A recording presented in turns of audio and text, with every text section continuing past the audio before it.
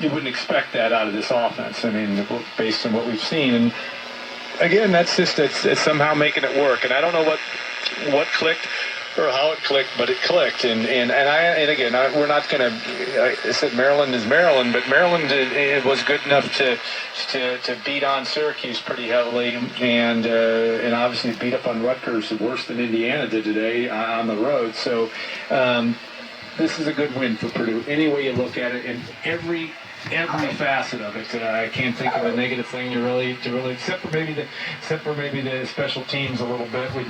Purdue fumbled the first extra point and didn't maybe have as good a day punting as they've had. Zach Collins, that's not really quite fair. He had 39.2 yard average.